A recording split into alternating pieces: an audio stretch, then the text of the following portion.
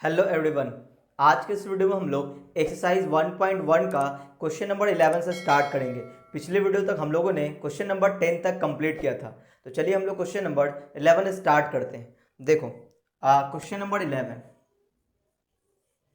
इसमें लिखा है let S be the set of all points in a plane and R be a relation in S define as. अच्छा, relation कुछ दिया हुआ है।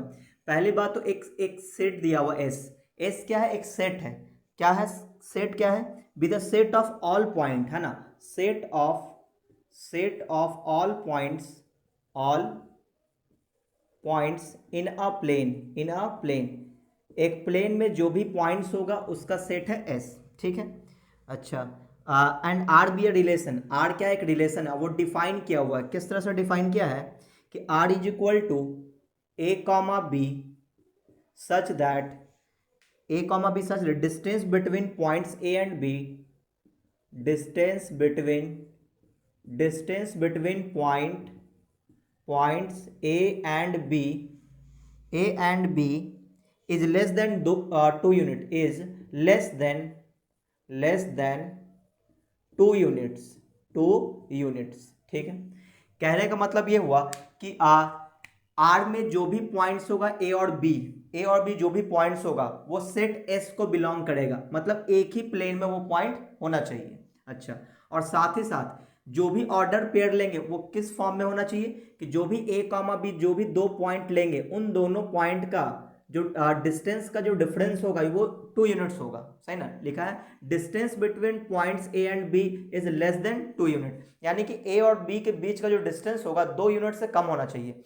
2 यूनिट से कम होने का क्या मतलब हुआ कि 1 यूनिट भी हो सकता है, 1.5 यूनिट भी हो सकता है, 1.7 यूनिट भी हो सकता है, 0 भी हो सकता है। सही ना? इसका मतलब ये कोई डिस्टेंस 0 भी तो हो सकता है। दो पॉइंट है ए और बी है। ठीक है। तो इसके बीच का जो डिस्टेंस बोला गया है वो less than 2 unit, less than 2 units. 2 unit से कम होना चाहिए। 2 यूनिट से कम बोले तो 1.5 भी हो सकता है, 1.7 भी हो सकता है, 1 भी हो सकता है, 0 भी हो सकता है। सही ना? चलिए, तो उम्मीद आपको ये समझ में आया होगा। तो अब हम लोग क्वेश्चन बनाना स्टार्ट करते हैं। इसमें बोला क्या गया है कि सो दैट हमें ये प्रूफ करना है so that R is reflexive and symmetric. हमें ये प्रूफ करना है कि ये रिफ्लेक्सिव है रिफ्लेक्सिव है एंड सिमेट्रिक। सिमेट्रिक है बट नॉट ट्रांजिटिव। ये हमें प्रूफ करना है। ठीक है कि रिफ्लेक्सिव शो करना है, सिमेट्रिक शो करना है और ट्रांजिटिव नहीं होगा, ऐसा हमें प्रूफ करना है। तो चलिए एक एक करके हम लोग चेक करते हैं। तो फॉर रिफ्लेक्सिव तो रिफ्लेक्सिव के लिए क्या करना होता है? सेम हम लोग पॉइंट लेंगे। रिफ्लेक्सिव तो रिफ्लेक्सिव के लिए हमें पॉइंट क्या लेना पड़ेगा? दोनों सेम पॉइंट लेना पड़ेगा। यानी ए और बी दोनों को सेम रखना पड़ेगा। तो हम लोग बोलेंगे ए कॉमा ए, है ना, belongs to are.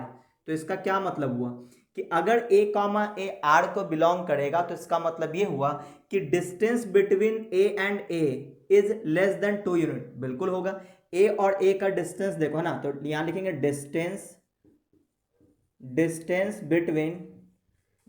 Between points A and A is, तो मैं इसको मिटा दूं, distance between points A and A is less than 2 units which is true, है ना, विच इज ट्रू। तो ये ट्रू होगा, बिल्कुल ट्रू होगा, क्योंकि ए और ए का बीच का डिस्टेंस कितना होगा? 0 होगा, क्योंकि दोनों पॉइंट सेम है। तो 0 क्या है? 2 यूनिट से छोटा ही तो है। बोला था ना लेस देन 2 यूनिट, 2 यूनिट से कम होना चाहिए। तो 0 भी क्या है? 2 यूनिट से कम है, तो कोई प्रॉब्लम नहीं है। इसका मतलब ये हुआ कि आर इज रिफ्लेक्सिव। तो यहां पे क्या हो गया? आर क्या हो गया? रिफ्लेक्सिव हो चुका। अच्छा, अब दूसरे पे बात करते हैं। ये नंबर था। बी नंबर पे सिमेट्रिक पे बात करते हैं। For symmetric. ठीक है, देखो सिमेट्रिक हो गया नहीं होगा, इस पे बात करते हैं। तो यहां पे एक हमें ऑर्डर पेयर लेना पड़ेगा। Let A comma B belongs to R. तो इंप्लाइज दैट, इसका क्या मतलब हुआ कि अगर ए कॉमा बी बिलोंग कर रहा है आर को, ऐसा हमने माना, तो यहाँ पे क्या बोलेंगे कि distance between A and B is less than 2 units, है ना। यानी ए और बी के बीच का जो डिस्टेंस है वो कितना है, 2 यूनिट से कम है, 2 यूनिट से कम है। तो इम्प्लाइज दैट, हम लोग उल्टा भी तो बोल सकते हैं कि अगर ए और बी, ए यहाँ पे है बी यहाँ पे है, इसके बीच का डिस्टेंस जो है वो लेस देन 2 है, लेस देन 2 है, तो बी और ए का भी डिस्टेंस, जो डिस्टेंस का डिफरेंस है वो कितना होगा, 2 यूनिट से कम होगा। ए और बी के बीच का जो डिस्टेंस है वो 2 यूनिट से कम है, तो डेफिनेटली बी और ए से भी जो डिस्टेंस होगा वो भी 2 यूनिट से कम होगा, सही है ना। तो इसी बात को हम लोग यहाँ पे लिखेंगे, इंप्लाइज दैट डिस्टेंस बिटवीन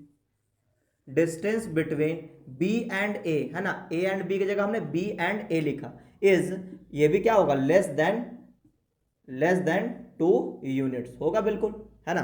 तो इसको हम लोग क्या बोलेंगे, implies that B comma A also belongs to R, ठीक है, तो ये भी सही है।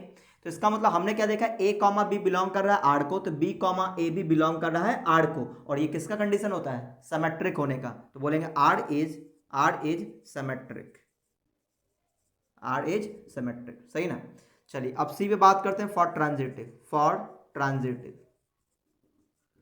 तो ट्रांजिटिव के लिए हमें 2 ऑर्डर पेयर लेना पड़ेगा। मान लेते हैं A comma B belongs to R, तो इसका क्या मतलब हुआ, इसका मतलब ये हुआ कि distance between A and B is less than 2 unit, है ना, 2 यूनिट्स, ये मतलब हुआ। एक और ऑर्डर पेयर लेंगे, and B comma C belongs to R, ये दोनों ऑर्डर पेयर हमने माना है कि ये दोनों ऑर्डर पेयर रिलेशन में है, तो इसका क्या मतलब होगा कि distance between B and C is less than 2 units, तो यहाँ पे बी और सी के बीच का जो डिस्टेंस होगा वो भी क्या होगा, 2 यूनिट से कम होगा। अच्छा, तो अब आप बताओ कि अगर ए से बी की दूरी, ए और बी के बीच का जो डिस्टेंस 2 यूनिट से कम है, तो 2 यूनिट से कम 1.5 भी हो सकता है, 1.7 भी हो सकता है। अब मान लो बी और सी के बीच का जो डिस्टेंस का डिफरेंस है, डिस्टेंस जो है वो मान लो कि 1.7 है, तो एक मान लो 1.5 है, एक मान लो 1.7 है, तो ए और सी के बीच का डिस्टेंस कितना हो जाएगा, 2 यूनिट से ज़्यादा हो जाएगा, जो कि इसमें बिलोंग नहीं करेगा। मैं आपको एग्जांपल दिखाता हूँ, देखो, मान लो ए यहाँ पे है, बी यहाँ पे और सी मान लो यहाँ पे, ठीक है, और हमने बोल दिया कि ए है, ये बी है और ये सी है, ठीक है, तो ए और बी के बीच के जो डिस्टेंस है वो मान लो कि 1.5 है ना, 2 यूनिट से कम रखना है, तो हमने मान लिया 1.5 है, और बी और सी का जो डिस्टेंस है मान लो 1.9 मान लो, ठीक है, 1.9 सेंटीमीटर है। तो आप बताओ कि 1.9 क्या है, ये भी 2 यूनिट से कम है, ये भी क्या है, 2 यूनिट से कम है, तो ए और बी का जो डिस्टेंस है वो भी 2 यूनिट से कम है, बी और सी का जो डिस्टेंस है वो भी क्या है, 2 यूनिट से कम है। तो आप ए और सी का डिस्टेंस देखो, ए और सी का डिस्टेंस 2 यूनिट से ज्यादा हो गया, है ना। तो इसका मतलब ये हुआ कि हम लोग बोलेंगे implies that distance between A and C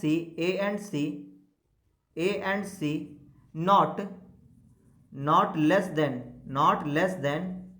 2 units, तो इसमें क्या होगा, 2 यूनिट से छोटा नहीं होगा ए और सी के बीच का डिस्टेंस। इसका मतलब हम लोग बोलेंगे कि यहाँ पे हम लोग को क्या बोलना पड़ेगा कि A comma C belongs to R, sorry does not belongs to R. इसका मतलब ये हुआ कि ए कॉमा बी बिलोंग कर रहा है आर को, बी कॉमा सी बिलोंग किया आर को, लेकिन ए कॉमा सी आर को बिलोंग नहीं किया, है ना।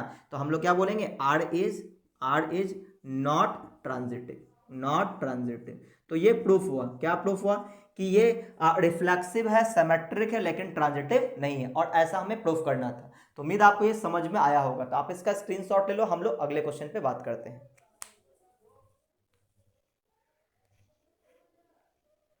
तो क्वेश्चन नंबर 12 में है, राइट ट्रू और false for each of the following statements. ये कुछ क्वेश्चंस दिया हुआ है, हमें ट्रू फॉल्स बताना है ना, कौन सा ट्रू है कौन सा फॉल्स है।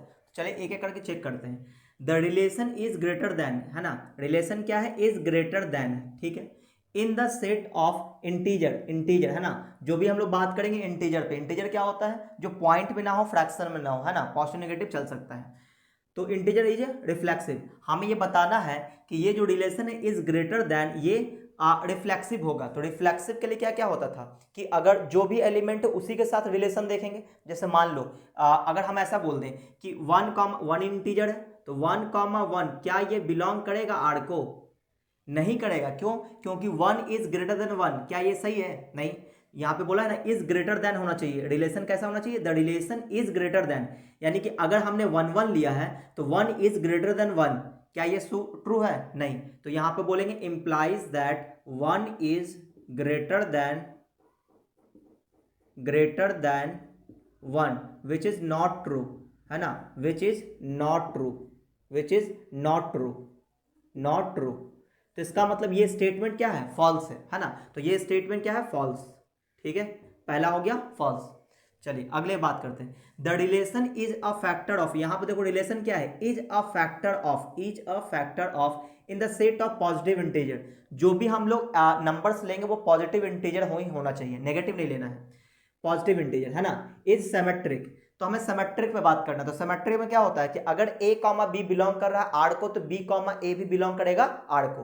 तो आप ये बताओ कि फैक्टर होता क्या है? फैक्टर क्या होता है? जैसे मान लो मैंने आपसे पूछा कि बताओ जी 8 का क्या क्या फैक्टर होगा, तो आप बोलोगे 1 भी फैक्टर होगा, 2 भी फैक्टर होगा, 4 भी फैक्टर होगा और 8 भी फैक्टर होगा। फैक्टर बोले तो वो जैसे 8 है, 8 को कौन कौन डिवाइड कर सकता है? तो 1 2 4 एंड 8, ये सभी नंबर इसको डिवाइड कर सकता है। तो हम लोग क्या बोलेंगे कि अगर 8 का फैक्टर 1 है, 4 है, 1 है, 2 है, 4 है, 8 है, तो इसका मतलब ये हुआ अगर हम उल्टा बोलें कि ये सभी फैक्टर्स है तो ये 1 का क्या है? ये मल्टीपल है 8, 2 का मल्टीपल है 8, 4 का मल्टीपल है 8, 8 का मल्टीपल है 8। तो इसका मतलब ये हुआ कि अगर 8 का फैक्टर ये है तो इसका मल्टीपल ये है। सही है ना। तो अब देखो यहां पे हम लोग क्या बोलेंगे? Is a factor of positive integer बात करना इज सिमेट्रिक। तो अगर हम लोग बोल दें कि ए कामा बी आर को बिलोंग किया तो इसका मतलब ये हुआ कि A is a factor of B होगा, but B comma A does not belongs to R. क्यों? क्योंकि B is the multiple of A हो जाएगा। क्योंकि ए अगर फैक्टर है बी का तो बी क्या होगा? मल्टीपल ऑफ ए का होगा। सही ना। तो ए कॉमा बी बिलोंग तो आर को करेगा, लेकिन बी कॉमा ए आर को बिलोंग नहीं करेगा। जैसे मान लो हमने ऐसे बोल दिया कि इज अ फैक्टर ऑफ, जैसे हमने बोल दिया इस तरह से कि 2 कॉमा 8, तो यहां पे क्या बोलेंगे? 2 इज अ फैक्टर ऑफ 8, है ना। 2 इज अ फैक्टर ऑफ 8, 2 क्या है? 8 का फैक्टर है। सही है ना। तो क्या 8 का फैक्टर 2 है? नहीं। तो 2 तो मल्टीपल हो जाएगा ना 8 का, है ना। तो यहां पे बोलेंगे क्या कि 2 जो है 8 का फैक्टर है, बट 8 कॉमा 2, क्या 8 जो है वो 2 का फैक्टर है? नहीं। 8 तो 2 का मल्टीपल हो जाएगा। सही है ना।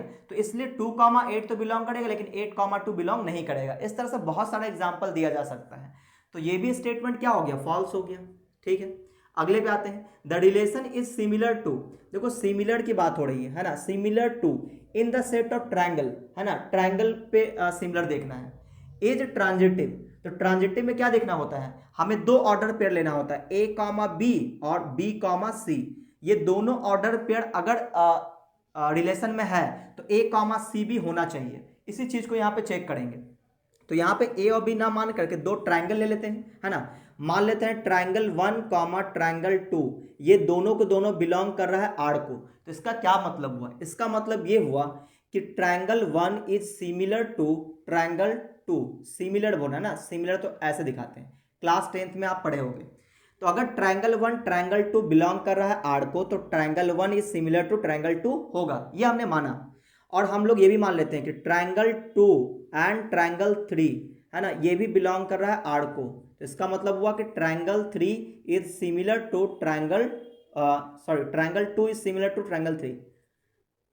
Triangle 2 is similar to triangle 3। तो यहां पे आपको साफ साफ दिख रहा होगा कि ट्रायंगल 1 और ट्रायंगल 3 भी क्या होगा? सिमिलर होगा। क्योंकि ट्रायंगल 1 ट्रायंगल 2 के सिमिलर है, ट्रायंगल 2 ट्रायंगल 3 के सिमिलर है, तो ट्रायंगल 1 और ट्रायंगल 3 भी सिमिलर होगा। तो हम लोग बोलेंगे triangle 1 comma triangle 3 triangle 1 comma triangle 3 is similar. तो इसका मतलब ये हुआ कि ट्रायंगल 1 कॉमा ट्रायंगल 3 बिलोंग करेगा आर को। तो ये बिल्कुल सही है ना। तो ये स्टेटमेंट ट्रू हो गया, है ना, ये स्टेटमेंट ट्रू है। ठीक है, चलिए अब इस पे बात करते हैं। The relation is perpendicular to, देखो रिलेशन क्या है? Perpendicular to in the set of lines, है ना, लाइंस इज ट्रांजिटिव। हाँ, तो यहाँ पे क्वेश्चन सही है, the relation is perpendicular to in the set of lines is transitive. ये हमें प्रूफ करना है कि सॉरी प्रूफ नहीं करना, हमें बताना है ये ट्रू है या फॉल्स है। तो देखो यहाँ परपेंडिकुलर की बात हो रही है किसमें, सेट ऑफ लाइंस की। तो ऐसा करते हैं, मान लेते हैं कि ए कामा बी बिलोंग कर रहा है आर को। तो इसका क्या मतलब हुआ, इसका मतलब ये हुआ कि A is perpendicular to be, ये मतलब हुआ। और हम लोग ये भी मान लेते हैं कि बी कॉमा सी जो है वो ये भी बिलोंग कर रहा है आर को। तो इसका मतलब होगा बी इज परपेंडिकुलर टू सी, सही ना। बट क्या ए और सी परपेंडिकुलर हो पाएगा, तो एक बार हम लोग एक रफ डायग्राम बना के देखते हैं। देखो मान लो ये एक लाइन है, ठीक है, और ये क्या बी है, और ए जो है परपेंडिकुलर है बी पे। ये लाइन है हमारा, ये ए है और ये बी है। तो ए आपको दिख रहा है बी पे परपेंडिकुलर है, कोई प्रॉब्लम नहीं है। अच्छा, अब एक तीसरा लाइन ले लेते हैं सी, जो बी और सी परपेंडिकुलर है। तो बी जो है सी पे परपेंडिकुलर है, तो बी जो है लाइन ये है, तो ये सी पे परपेंडिकुलर होगा, तो ऐसा होगा, है ना। तो ये मान लो कि ये सी है। तो आप देखो ए जो है बी पे परपेंडिकुलर है, बी जो है वो सी पे परपेंडिकुलर है, लेकिन क्या ए और सी आपस में परपेंडिकुलर है, नहीं, ये तो पैरेलल हो जाएगा। इसका मतलब ये हुआ ए कॉमा बी बिलोंग करेगा आर को, बी कॉमा सी बिलोंग करेगा आर को, but A comma C R को बिलोंग नहीं करेगा। तो इसका मतलब ये क्या, ट्रांजिटिव नहीं होगा, ये फॉल्स हो जाएगा। ठीक है, चलिए अगले बात करते हैं, identity relation on a non empty set. Non empty set मतलब सेट जो है वो एम्प्टी नहीं होना चाहिए, कुछ ना कुछ एलिमेंट्स होगा। सेट ए इज रिफ्लेक्सिव, सही ना।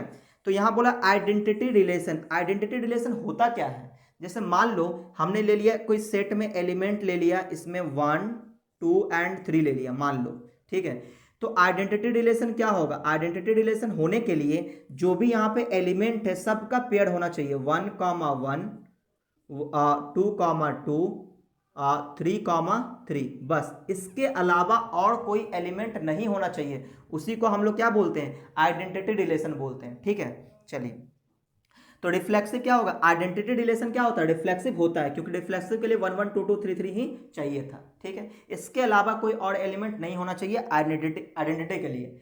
लेकिन रिफ्लेक्सिव में क्या है कि रिफ्लेक्सिव में कुछ एक्स्ट्रा एलिमेंट्स भी हो सकता है, बस उसमें 1 1 2 2 3 3 ये होना चाहिए, इसके अलावा कुछ अदर भी है तो भी चलेगा रिफ्लेक्सिव के लिए, लेकिन आइडेंटिटी के लिए सिर्फ यही होना चाहिए। तो सभी आइडेंटिटी रिलेशन रिफ्लेक्सिव होता है, तो ये बात हो गया ट्रू। लेकिन सभी रिफ्लेक्सिव आइडेंटिटी नहीं होता। तो यहां देखो अगला क्वेश्चन देखना, every reflexive relation on a non empty set A is identity relation. तो ये बिल्कुल फॉल्स है। ये बोल रहा है कि सभी रिफ्लेक्सिव रिलेशन जो है आइडेंटिटी होता है, जो कि ये गलत है। क्यों, क्योंकि रिफ्लेक्सिव में क्या होगा, मान लो कि सेट ए ले लिए 1 1 2 1 2 3 ले लिए, ठीक है। तो ए सेट ले लिए, मान लो रिलेशन में जो हमारे पास एलिमेंट्स है वो ऐसा है 1 1 2 2 3 3, और इसके अलावा मान लो कि 2 1 भी है, सही है। तो क्या ये रिफ्लेक्सिव नहीं है, बिल्कुल रिफ्लेक्सिव है। 1 1 2 2 3 3 है तो ये रिफ्लेक्सिव है। लेकिन क्या ये आइडेंटिटी है, नहीं, आइडेंटिटी नहीं है। आइडेंटिटी होने के लिए सिर्फ 1 1 2 2 3 3 चाहिए, इसके अलावा कोई और एलिमेंट नहीं होना चाहिए था। तो इसका मतलब every reflexive relation on a non empty set A is identity relation on A. तो ये बात बिल्कुल फॉल्स है, तो ये हो जाएगा फॉल्स। ठीक है, चलिए identity relation on a non empty set A is symmetric. क्या बोला, आइडेंटिटी रिलेशन जो है नॉन एम्प्टी सेट ए में ये सिमेट्रिक होगा। तो क्या ये बात सही है, तो मैं आपको बता दूं जितना भी आइडेंटिटी रिलेशन होता है वो सभी होता है, रिफ्लेक्सिव भी होता है, सिमेट्रिक भी होता है, ट्रांजिटिव भी होता है, सही ना। क्योंकि सिमेट्रिक के लिए आप क्या चेक करोगे कि 1 1 तो इसका उल्टा होना चाहिए, तो ये खुद है। 2 2 इसका उल्टा होना चाहिए, खुद है। 3 3 इसका उल्टा होना चाहिए, खुद है। इसका मतलब ये हुआ कि सिमेट्रिक तो होता ही है, रिफ्लेक्सिव भी होता है और ट्रांजिटिव भी होता है। ठीक है, तो ये हो जाएगा ट्रू, ये बात बिल्कुल सही है। तो उम्मीद आपको ये समझ में आया होगा। तो आप चाहो तो इसका स्क्रीनशॉट भी ले सकते हो।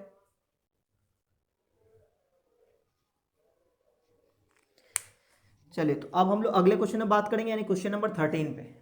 तो देखो question number 13, construct a relation which is, है ना, हमें एक रिलेशन बनाना है, कुछ कंडीशंस दे रखा है, इस कंडीशंस के अकॉर्डिंग हमें एक रिलेशन बताना है। क्या क्या रिलेशन चाहिए, सिमेट्रिक होना चाहिए, ट्रांजिटिव होना चाहिए, बट नॉट रिफ्लेक्सिव।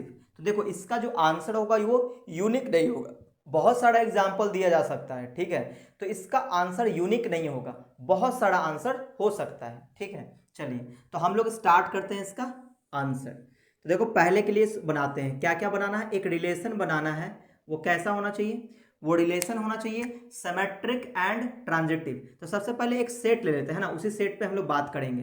तो लेट एक सेट ले लेते हैं ए, है ना, जिसमें डाल लेते हैं 1 2 3। हमने एक सेट ले लिया ए 1 2 3, जो भी बात करेंगे इस पे बात करेंगे, ठीक है ना, ताकि हमें आसानी हो एग्जाम्पल देने में। तो देखो एक रिलेशन बनाना है, क्या रिलेशन बनाना है, कैसा होना चाहिए, सिमेट्रिक होना चाहिए एंड ट्रांजिटिव होना चाहिए, रिफ्लेक्सिव नहीं होना चाहिए। रिफ्लेक्सिव नहीं होने का मतलब 1 1 2 2 3 3 ये नहीं आना चाहिए, मतलब कोई एक भी नहीं हो तो रिफ्लेक्सिव नहीं हो जाएगा, ठीक है। तो चलो क्या क्या एग्जाम्पल हम लोग दे सकते हैं, तो इस पर बात करते हैं। देखो मान लो अगर हमने सिर्फ 1 1 लिखा, सही है ना, अगर हमने सिर्फ 1 1 लिखा तो आप बताओ, अगर हमने 1 1 लिखा तो ये क्या होगा, रिफ्लेक्सिव होगा, रिफ्लेक्सिव नहीं होगा। क्यों, क्योंकि रिफ्लेक्सिव होने के लिए 1 1 2 2 3 3 चाहिए होता है, सही है। अच्छा, क्या ये सिमेट्रिक है, तो बिल्कुल है। 1 1 1 है इसमें और 1 1 भी है इसमें, यानी कि 1 1 जो है इसका उल्टा ये खुद है, इसका मतलब ये क्या हुआ, सिमेट्रिक हो गया।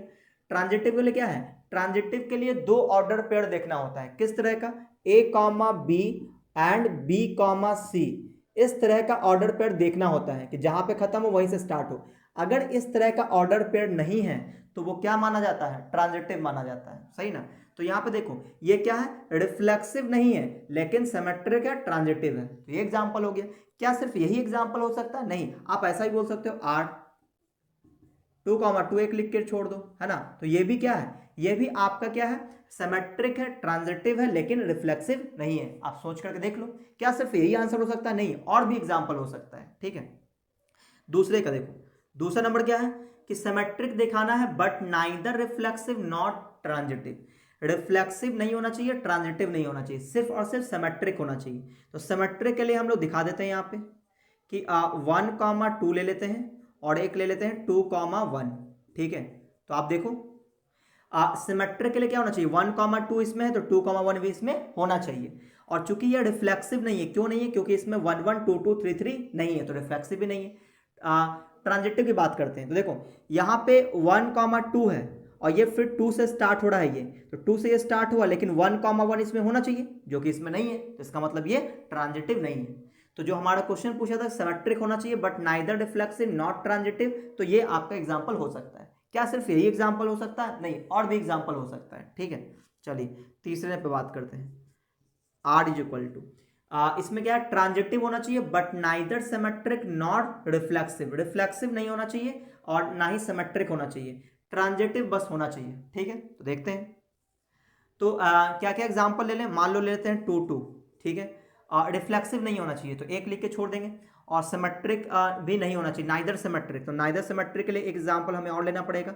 जैसे मान लेते हैं कितना, 1 2 ले लेते हैं, है ना, 1 2 और 2 अच्छा सिमेट्रिक, नाइदर सिमेट्रिक, तो 2 1 नहीं लेंगे, ठीक है। अच्छा, अब क्या ट्रांजिटिव होना चाहिए, देखो ट्रांजिटिव है या नहीं है, चेक करते हैं। देखो यहाँ पे ये 2 से खत्म हुआ तो 2 पे स्टार्ट हो रहा है क्या, नहीं, इसका मतलब ये हुआ ए कॉमा बी और बी कॉमा सी, ऐसा कोई ऑर्डर पेयर यहाँ पे मिल ही नहीं रहा है, जहां पे खत्म हो वहीं से स्टार्ट होना चाहिए। देखो 2 2 है, ये 1 2 है, तो इसका मतलब 2 पे खत्म हुआ, क्या 2 से स्टार्ट हुआ, नहीं। अच्छा इसका देख लेते हैं, 2 पे खत्म हुआ, 2 से स्टार्ट हुआ, यानी कि 1 2 इसमें होना चाहिए, तो 1 2 इसमें, हाँ ये ट्रांजिटिव हो जाएगा, है ना। तो चलिए अब दूसरे पे देखते हैं, कुछ और एग्जाम्पल लेना पड़ेगा हमें। यहाँ पे क्या हुआ कि 1 2 था तो 2 पे ये खत्म हो रहा था, तो 2 से ये स्टार्ट हुआ, तो यहाँ पे 1 2 इसमें है तो ये खुद है, इसका मतलब ये ट्रांजिटिव हो जाएगा। हमें क्या दिखाना है, transitive but neither symmetric not reflexive, हाँ तो ये सही है, तो ये हमारा सेट हो चुका है ना। एक बार फिर चेक कर लेते हैं क्या होना चाहिए, हम लोग तीसरे बात करें, ट्रांजिटिव होना चाहिए, तो क्या है ट्रांजिटिव है, 2 2 और 1 2, हम यहाँ पे 2 से खत्म हुआ, 2 से स्टार्ट होने वाला कोई नहीं है, तो ये तो ट्रांजिटिव कहला जाएगा। इस पे चेक करते हैं, 2 पे खत्म हुआ, 2 से स्टार्ट हुआ, तो 1 2 इसमें होना चाहिए, ये खुद है, इसका मतलब ट्रांजिटिव है।